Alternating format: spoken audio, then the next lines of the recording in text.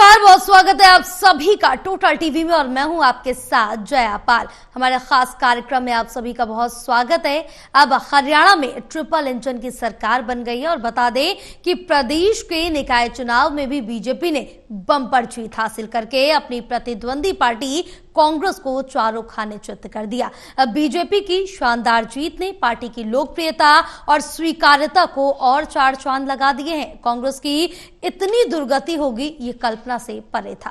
खैर, अब पार्टी को पहले से वाकई 3 गुना ज्यादा रफ्तार से काम करके दिखाना होगा, ये सीएम खुद बार बार कहते रहते हैं।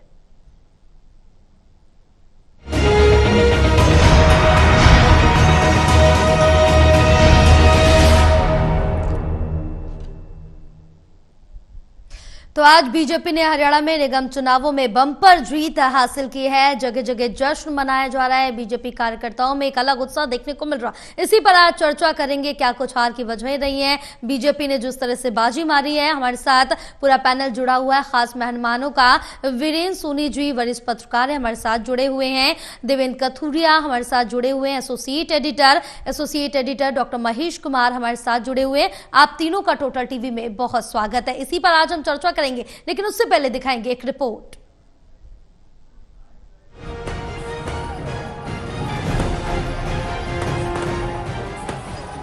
प्रदेश में निकाय चुनाव के जो नतीजे आए ये तो आने ही थे, क्योंकि ये अपेक्षित थे, अप्रत्याशित नहीं। दरअसल बीजेपी ने जितनी तैयारियां की थी, जैसे चेहरे थे, जितना जोर लगाया और जितने जीते, वो इसका प्रतिफल है। एक लाइन में कहें तो बीजेपी ने मेयर की 10 में से 9 सीटें जीती, नगर परिषद के सभी 5 चेयरमैन पद हासिल किए और नगर पालिका के 23 चेयरमैन में से 8 चेयरमैन पद जीतने में सफलता पाई। पहले बीजेपी की धमक देख लीजिए।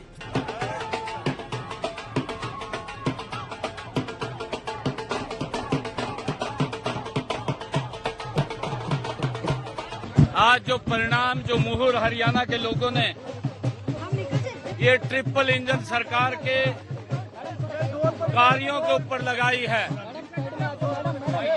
मैं सबसे पहले तो हरियाणा के लोगों को दिल से धन्यवाद करता हूं। मैं चुनाव आयोग को भी धन्यवाद देता हूं, सभी अधिकारियों को भी धन्यवाद देता हूं जिन्होंने शांतिपूर्ण ढंग से हरियाणा प्रदेश के अंदर चुनाव संपन्न कराए हैं। सबसे बड़ी बधाई मैं हरियाणा प्रदेश के जन जन को देता हूं, भारतीय जनता पार्टी के तमाम कार्यकर्ताओं को देता हूं, जिनकी मेहनत और हरियाणा प्रदेश के लोगों के आशीर्वाद से ये ट्रिपल इंजन की सरकार आज हरियाणा प्रदेश के अंदर बनी है। कांग्रेस की बात करें तो कांग्रेस मुकाबले में निचले पायदान पर खड़ी नजर आई। ना संगठन, ना कोई तैयारी, ना ठोस रणनीति, ऊपर से गुटबाजी। थोड़े में कहे तो कांग्रेस लड़ते हुए दिखी ही नहीं। नतीजा धड़ाम। पानीपत में वार्ड 4 से जीती बीजेपी बागी प्रत्याशी अंजलि शर्मा की बात करना जरूरी है। मुंह तोड़ जवाब दिया जनता ने, बीजेपी को मुंह तोड़ जवाब दिया। अब बीजेपी में तो नहीं जाएंगे आप। अब इस चीज का कुछ भी नहीं सोचा, जनता जैसे बोलेगी वैसे करेंगे। पूरा मैं विश्वास दिलाती हूँ पानीपत की जनता को कि आपकी सेवक बनकर आपके बीच में रहूंगी और सारे विकास के काम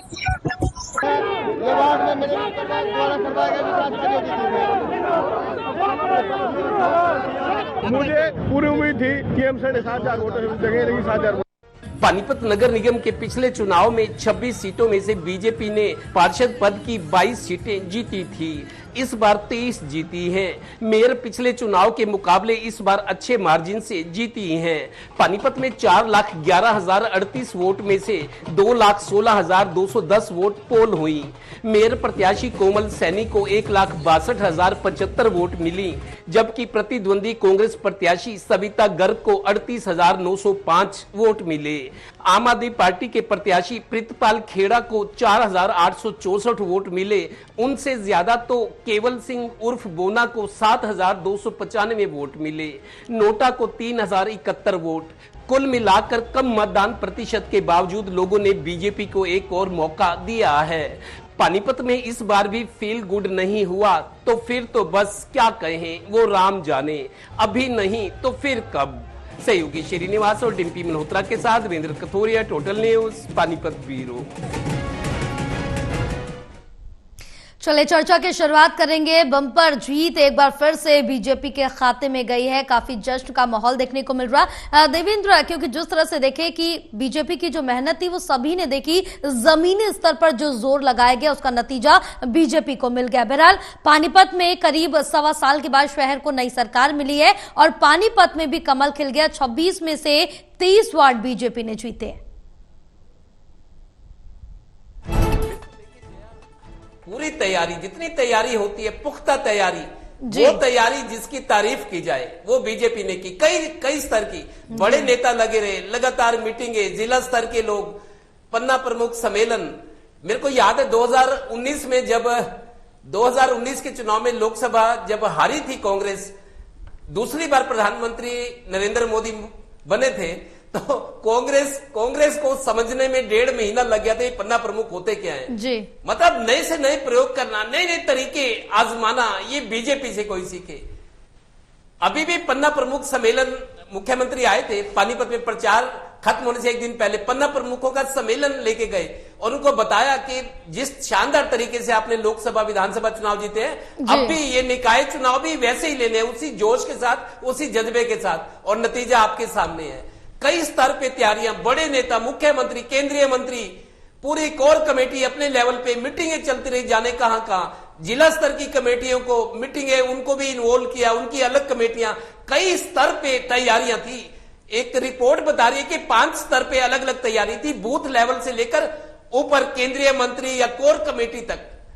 और उसका नतीजा है, मेरे को लगता है बीजेपी ने जितनी हुंकार भरी थी, क्लीन स्वीप मैं कहा करता था इस प्रोग्राम में, बीजेपी की कोशिश है क्लीन स्वीप करने की, और ये क्लीन स्वीप जैसी शानदार सफलता है। और कांग्रेस की जब आप बात करेंगे तो कांग्रेस पे चर्चा करेंगे, लेकिन बीजेपी को full marks, up to date तैयारियां रही हैं और ट्रिपल इंजन का नारा चल गया। लोगों ने सोचा कांग्रेस को वोट देकर करोगे क्या, अगर कोई जीत भी गया तो काम होएगा नहीं। लोगों को भरोसा बीजेपी पर था, ट्रिपल इंजन के नारे पर था। और जो मौजूदा परिस्थितियां हैं, दिल्ली से लेकर हरियाणा तक बीजेपी की सरकार, और जिस तरीके से अनुकूल परिस्थितियां थी, लोगों को लगा भले ही वो ना चाहते भी हो, तब भी उन्होंने बीजेपी का साथ दिया कि चलो दूसरों को वोट करने से तो अच्छा है बीजेपी को एक बार फिर आजमाया जाए, कम से कम उम्मीदें जिंदा रहेंगी। बिल्कुल, और एक उम्मीद के साथ अब बीजेपी को एक बार फिर से बीजेपी पर भरोसा जताकर यहाँ पर मतदान किया गया। अब आम लोगों को यह है कि जो उनका छोटा मोटा जो काम है वो उनके पार्षद मेयर करवा सके। बहरहाल महेश, लेकिन जिस तरह से जिक्र करें अगर हिसार का, तो हिसार में बीजेपी प्रत्याशी प्रवीण पोपली ने 64,456 मतों से कांग्रेस के प्रत्याशी को कृष्ण टीटू को मात दी है। एक बड़ी जीत उन्होंने भी हासिल की है। तो क्या कांग्रेस पर प्रभारी बदल और संगठन ना होना ये भारी पड़ता हुआ नजर आया इस चुनाव में? ये भारतीय जनता पार्टी का प्रो इलाका माना जाता है, और न सिर्फ हिसार विधानसभा क्षेत्र, जो भी शहरी क्षेत्र है, पानीपत में हमने देखा, तमाम दूसरे शहरों में हमने देखा, ये फर्टाइल एरिया माने जाते हैं भारतीय जनता पार्टी के लिए। चाहे लोकसभा चुनाव की ईवीएम मशीनों की काउंट आप देख लें, चाहे विधानसभा चुनावों के ईवीएम मशीन के काउंट आप देख लें, लोकसभा चुनाव के दौरान भी हिसार विधानसभा क्षेत्र से भारतीय जनता पार्टी के उम्मीदवार रणजीत चौटाला को सबसे ज्यादा बढ़त इसी विधानसभा क्षेत्र से हासिल हुई थी। तो कहा जा सकता है कि ये जो हिसार विधानसभा क्षेत्र का इलाका है, ये सबसे ज्यादा भारतीय जनता पार्टी के प्रो इलाका माना जाता है। और ये जो मौजूदा रिजल्ट निकलकर सामने आया है प्रवीण पोपली के समर्थन में, ये दरअसल एक तरफा जो चुनाव है वो देखने को मिल रहा था। यहाँ कांग्रेस पार्टी चुनाव के प्रचार से, चुनावी मुकाबले से शुरू से ही बाहर नजर आ रही थी। शुरुआत से ही ये देखने को मिल रहा था कि जो कांग्रेस पार्टी के उम्मीदवार हैं कृष्ण सिंगला उर्फ टीटू, बेहद कमजोर साबित होंगे। टिकट के ऐलान के साथ ही ये तय हो गया था, जो चुनाव परिणाम है ये तय हो चुका था कि कृष्ण सिंगला चुनावी मुकाबले में थोड़ी देर के लिए भी शायद नहीं आएंगे। और हुआ भी भी वैसा ही। कृष्ण सिंगला उर्फ टीटू जो कि कांग्रेस पार्टी के उम्मीदवार थे, थोड़ी देर के लिए भी चुनावी मुकाबले को दिलचस्प नहीं बना पाए, टिकट मिलने से लेकर और आज मतदान के फैसले तक यहां 1 मिनट के लिए भी कभी चुनाव दिलचस्प नहीं बना। एक तरफा यह पूरा चुनाव देखने को मिल रहा था। जयप्रकाश अपने पसंदीदा उम्मीदवार को टिकट दिलवा कर लाए थे, हिसार से कांग्रेस पार्टी के सांसद हैं, लेकिन वो टिकट तो दिलवा लाए, उसके आगे की जो लड़ाई थी वो जेपी ने लड़ने की कोशिश तो जरूर की, लेकिन उसमें कोई कामयाबी उन्हें नहीं हासिल हुई। और सबसे बड़ी बात यह थी कि यहाँ पर कमजोर, बेहद कमजोर साबित हो रहे थे कृष्ण सिंगला उर्फ टीटू कांग्रेस पार्टी के उम्मीदवार के तौर पर। हालांकि कांग्रेस पार्टी के पास उनसे बेहतर विकल्प उपलब्ध थे, उनसे बेहतर चेहरे उपलब्ध थे जो कि चुनाव मुकाबले को दिलचस्प तो जरूर बनाते। हार जीत जो भी है, हार जीत दरअसल यहाँ पर भारतीय जनता पार्टी के लिए इसलिए फेवरेट नजर आ रही थी, इसलिए ज्यादा झुकता हुआ पलड़ा नजर आ रहा था क्योंकि ट्रिपल इंजन का जिक्र यहाँ पर नायब सिंह सैनी कर रहे थे। चुनाव प्रचार के दौरान भारतीय जनता पार्टी के मेयर पद उम्मीदवार प्रवीण पोपली के जब कार्यक्रम में यहाँ पर पहुंचते हैं मुख्यमंत्री, जब यहाँ उनके चुनाव का आगाज करवाने पहुंचते हैं हवन पर, तो उस वक्त ही नायब सिंह सैनी ने कह दिया था कि प्रवीण पोपली तो दरअसल चेहरा है, भारतीय जनता पार्टी का उम्मीदवार कमल का फूल है, एक बार आप जिताकर यहाँ से कमल के फूल को भेज दीजिए, उसके बाद आगे नायब सिंह सैनी की जिम्मेदारी होगी। यानी मेयर का काम भी नायब सिंह सैनी खुद करने के लिए तैयार थे। तो एक तरफा ये पूरा चुनावी माहौल था और यहाँ पर जेपी अपनी कोशिशों के बावजूद कोई खास परफॉर्मेंस यहाँ पर कांग्रेस पार्टी के उम्मीदवार को नहीं दिलवा पाए और कांग्रेस टुकड़ों में बटी हुई थी। अब भी यही देखा हमने, कांग्रेस पार्टी को निपटाने में लगी थी। अब बिल्कुल कहीं ना कहीं अब जो हाल कांग्रेस पार्टी का इस समय वो उनकी खुद की वजह से खुद ही वो कारण हो सकते हैं। कई बड़े सवाल भी इस बीच खड़े हो रहे विनीत जी, क्योंकि जिस तरह से देखें कि एक बड़ी जीत बीजेपी के खाते में गई लोकसभा विधानसभा के बाद, अब निकाय भी बीजेपी ने जीत लिया है, तो कहीं ना कहीं खुशियां तो देखने को मिल रही है। बहरहाल इससे पहले भी हम काफी बार चर्चा कर चुके हैं कि ग्राउंड जीरो पर कांग्रेस नजर नहीं आई थी, शायद उसी का खामियाजा भुगतना पड़ रहा है। देखिए, कांग्रेस ने तो जिस तरह से घुटने टेके जी, उससे तो ये सहज लग ही रहा था, कोई परिणाम अप्रत्याशित नहीं है जी। अब देखिए कि 3 केंद्रीय मंत्री हैं, फरीदाबाद कृष्णपाल गुर्जर जी का संसदीय क्षेत्र है और फरीदाबाद नगर निगम हरियाणा का सबसे बड़ा नगर निगम है, 12 लाख के करीब वोट है वहां भारतीय जनता पार्टी की जीती, प्रत्याशी जीती है और मार्जिन भी सबसे ज्यादा, पूरे देश में सबसे ज्यादा। सबसे छोटा नगर निगम मानेसर का पहली बार चुनाव हुआ जी। और केंद्रीय मंत्री राव इंद्रजीत का, लेकिन वहां भारतीय जनता पार्टी हार गई, निर्दलीय जो है वो इंद्रजीत यादव डॉक्टर वो जीती हैं जी। और एक भारतीय जनता पार्टी की हार का कारण क्या है, वहां भारतीय जनता पार्टी की आपसी गुटबाजी। और इसके अलावा करनाल की हम चर्चा करें, मनोहर लाल जी का निर्वाचन क्षेत्र है, करनाल नगर निगम में भारतीय जनता पार्टी जीती, पानीपत नगर निगम में जीती, लेकिन एक बात है कि यसंद में भी भारतीय जनता पार्टी जीत गई और नीलोखेड़ी नगर पालिका भी भारतीय जनता पार्टी का अध्यक्ष बना। हाँ, इंद्री में भारतीय जनता पार्टी को अवश्य पराजय का सामना करना पड़ा, वहां इंद्री में भारतीय जनता पार्टी का जो बागी था अध्यक्ष पद के लिए वो जीत गया। हालांकि जो वहां के विधायक हैं राम कुमार कश्यप, वो जिद पर अड़े हुए थे, नहीं तो बागी को ही टिकट मिलनी थी, लेकिन वहां दूसरे को टिकट मिली है। और इस तरह देखिए, करनाल के अंदर भी जो भारतीय जनता पार्टी के पार्षद रहे हैं वीर विक्रम, उनकी बेटी बागी होकर चुनाव लड़ी, वो चुनाव जीत गई। इसी तरह पानीपत में भारतीय जनता पार्टी से पार्षद जो पहले रही हैं अंजलि शर्मा, वो बागी होकर चुनाव लड़ी, वो जीत गई। तो मतलब भारतीय जनता पार्टी के लिए कुछ सबक भी छिपे हुए हैं, लेकिन कांग्रेस ने तो अपनी दुर्गत खुद ही कर ली। कांग्रेस ने अपने पांव पर खुद ही कुल्हाड़ी मार ली और कांग्रेस ने ना तो कोई ठोस प्रत्याशी दे पाई, ना कांग्रेस ने ऐसी इच्छा शक्ति दिखाई कि वो गंभीरता से चुनाव लड़ना चाहती है, ना ही कांग्रेस के नेताओं ने प्रचार किया। जो कांग्रेस के बड़े नेता थे वो चुनाव लड़ने से कन्नी काट गए, उनको चुनाव मैदान में आना चाहिए था। अगर कांग्रेस के नेता ये कहते हैं कि विधानसभा चुनाव में ईवीएम से छेड़छाड़ की गई या ईवीएम के कारण वो हारे, तो ये उनके पास अवसर था कि वो मैदान में आकर इस बात का सामना करते और चुनाव लड़ते और अपनी एकता का प्रदर्शन करते, लेकिन कांग्रेस ने यह अवसर गवा दिया। अब कांग्रेस के पास ऐसा अवसर 2029 में आएगा, तो कांग्रेस के पास अब समय है, संगठन बनाने का भी अवसर है और जनता के बीच जाकर अपनी पैठ जमाने का भी।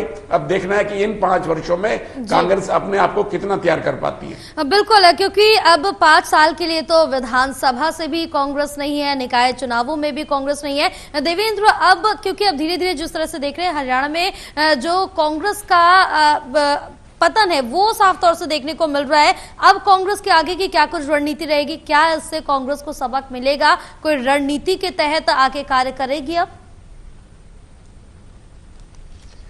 देखिए जया, अब जिस तरह के नेता कांग्रेस में हैं, जो कांग्रेस को चला रहे हैं, सबका नतीजा आप देखिए। लोकसभा में चलो कुछ इनके हाथ आ गया, जिससे जोश और हिम्मत बढ़ी थी, लेकिन विधानसभा में वो सारे समीकरण बिगड़ गए, फिर इनके हाथ से निकल गए। और निकाय चुनाव छोटा सा चुनाव था, मेरे को लगता था, मैं बोलता था ये मौका है, कम से कम मजबूती से लड़ो तो सही, हार जीत तो होती है, लेकिन लड़ने का जज्बा ही नहीं, वो इच्छा शक्ति नहीं थी, कोई तैयारी नहीं थी। कांग्रेस की 4-5 वजह मैं आपको बताता हूं कांग्रेस का ये हश्र क्यों हुआ। पहला नंबर तो संगठन ना होना, जिसकी कीमत पिछले विधानसभा चुनाव में, लोकसभा चुनाव में कांग्रेस चुकाती आई है। 10.5 साल 11 साल हो गए, संगठन नहीं है। जब फौज ही नहीं है तो मोर्चाबंदी कहां से होगी जी। संगठन का मतलब होता है जिम्मेदारी, कि आप ये मोर्चा संभालो, आप ये संभालो, आप ये संभालो, आपकी ये जिम्मेदारी है। जिम्मेदारी होगी तो जवाबदेही भी होगी, पूछताछ भी होगी, दबाव भी रहेगा कि परफॉर्म करना है। तो एक तो संगठन नहीं है इतने साल से, दूसरा एन मौके पर प्रभारी बदलना। प्रभारी ने दिल्ली में मीटिंग ली बड़े नेताओं के साथ कि हम जल्दी नेता प्रतिपक्ष कर देंगे, उसका कोई नतीजा नहीं मिला। प्रभारी बदला, कुछ नहीं मिला। फिर फील्ड में कहीं कांग्रेस नजर नहीं आई। एक बार तो लगा कि स्टार प्रचारकों की सूची आई है कि बड़े बड़े योद्धा मैदान में उतरेंगे, कांग्रेस के कुछ कमाल कर दिखाएंगे। कमाल तो क्या कर दिखाना, कोई नजर ही नहीं आया, मैदान खाली छोड़ दिया, बिना लड़े ही, मतलब हार मान ली बिना लड़े। और संगठन नहीं है, तैयारी नहीं है, फील्ड में कमजोर है। मतलब कहीं जो जिनको टिकट भी दी थी, मैंने देखा है बहुत सारे लोग ऐसे हालत कभी कांग्रेस की देखी होगी, जिनके आज भी 37 विधायक तो हैं हरियाणा में, कि उनके पास पूरे कैंडिडेट नहीं। हिसार की बात थी, पानीपत और जगह भी है। पानीपत में करीब 26 में से 1 दर्जन वार्डों में उम्मीदवार थे, उसमें एक समर्थित जीता है वार्ड 8 से जी। वार्ड 8 से जीती है सरोज वर्मा जी। वो जीती है जो जिनके पति मेयर थे कभी, सुरेश वर्मा, कांग्रेस के टाइम में। तो उसके अलावा अंजलि शर्मा जीती है जो बागी बीजेपी की थी, एक और जीता है। मतलब 26 में से 23 सीटें, पिछली बार 22 सीटें जीती थी 26 में से बीजेपी ने, बाकी 1-2 इंडिपेंडेंट थे, 2 कांग्रेस के, सब मिल गए थे। पूरा सदन ही बीजेपी का और मेयर भी बीजेपी की, 27 की 27।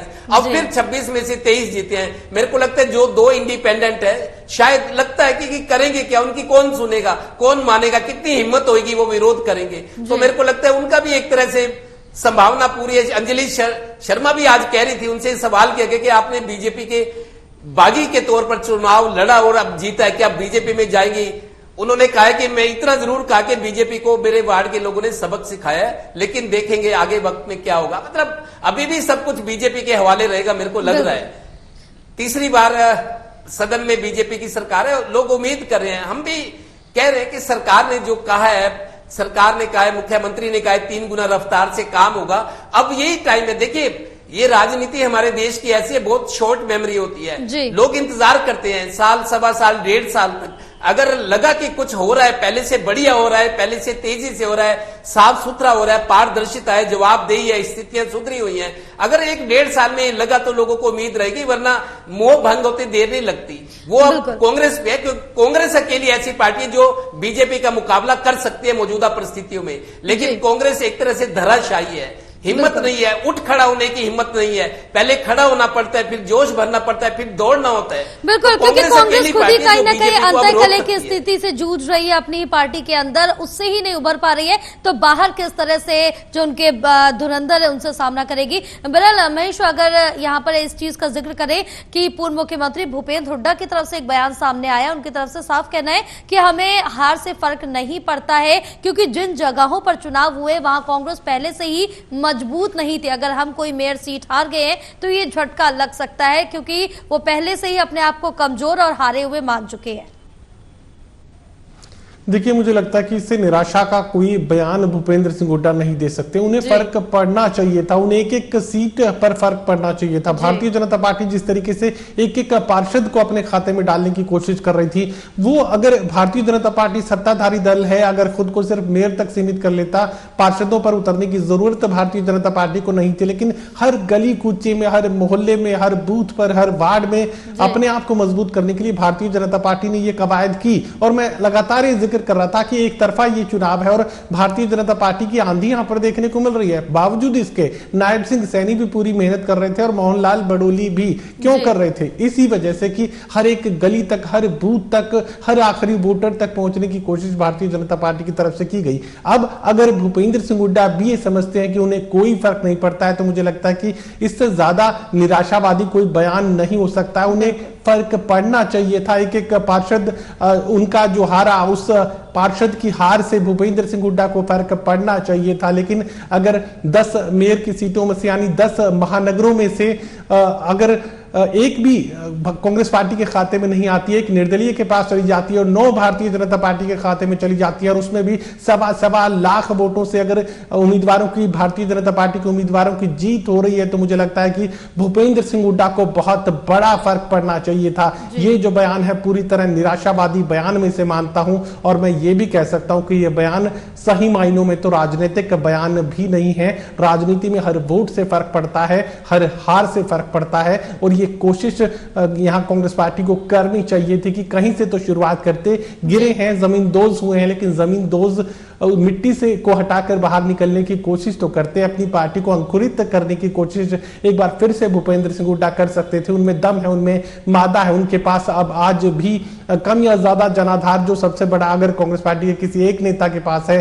तो भूपेंद्र सिंह हुड्डा के पास है। ये कोशिश उन्हें करनी चाहिए थी। अगर वो कहते हैं कि उन्हें फर्क नहीं पड़ता, तो मुझे लगता है कि फिर इससे निराशावादी और इससे गलत कोई बयान नहीं हो सकता।